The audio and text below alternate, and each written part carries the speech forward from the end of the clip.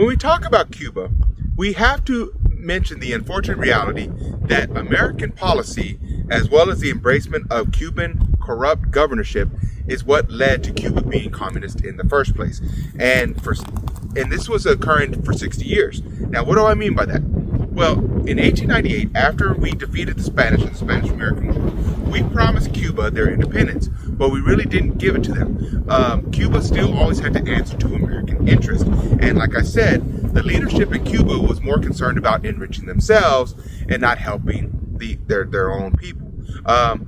Just like during the time when the Spanish ruled Cuba, the people still suffered mightily as only the politicians were enriching themselves and American business interests were getting rich off Cuba, but yet the people were struggling mightily. And so a man by the name of Fidel Castro was able to exploit this situation. And he told the Cuban people of a new way called communism where everybody would be equal.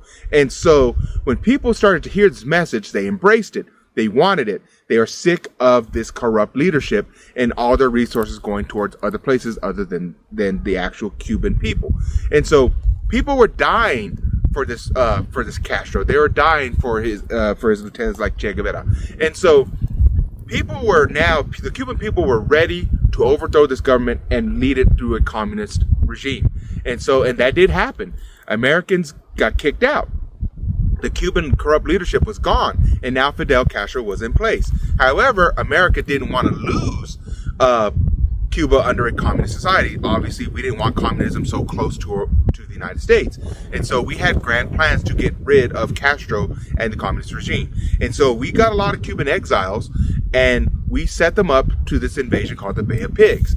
The Bay of Pigs invasion was to go into Havana through this bay and eventually get to Havana and take out Fidel Castro and his regime.